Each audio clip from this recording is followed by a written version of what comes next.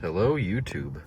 Today I am going to review the Nunoo 10.1 inch stereo for the 8th gen Honda Civic. I can see the screen is so bright that it's out of focus, it's oversaturated.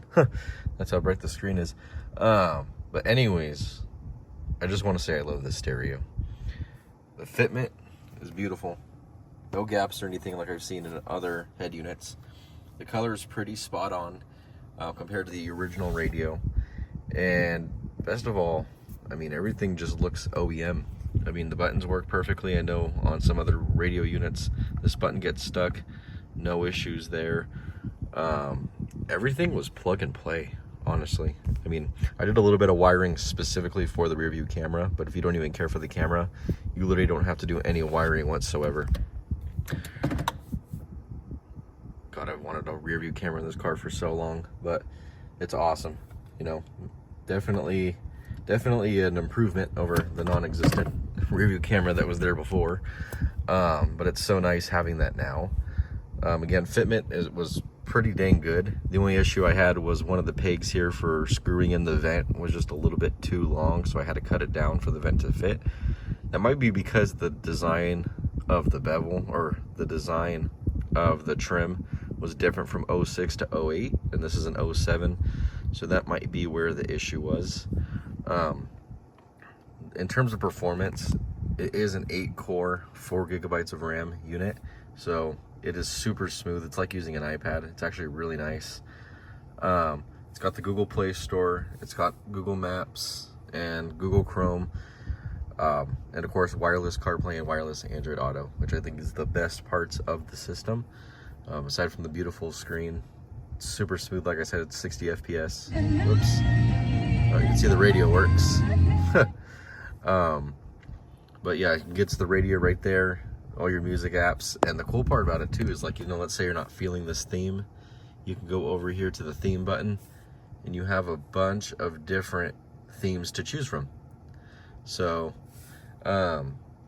if you're ever getting bored of the look or anything, you can always change it. Me personally, I don't really care because I'm always using wireless CarPlay. I'm saving that for the end because when I switch over, it's going to switch to this mic, and while the mic is good, it's not as good as my iPhone. You won't be able to hear me. So aside from that, though, like I said, fitment is perfect on it. Performance is great. You can change all the settings. Here's a quick icon right here that you can have to immediately get you over to the wireless CarPlay and Android Auto. It's basically running Android. I think it's Android 12 to be exact. Let's see.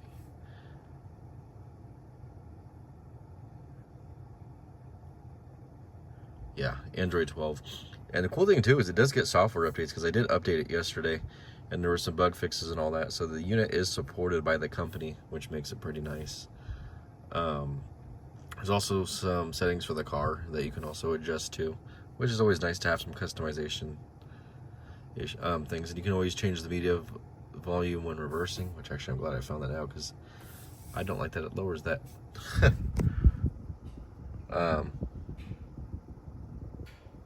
There we go. Okay.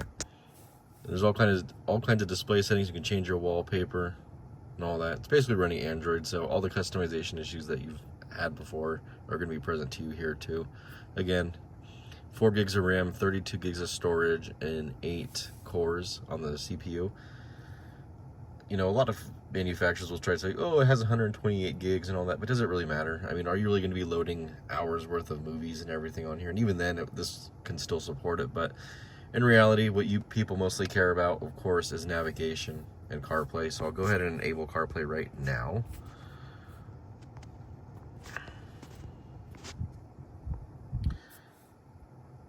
The cool thing too is it works pretty quick, and it works in the background too.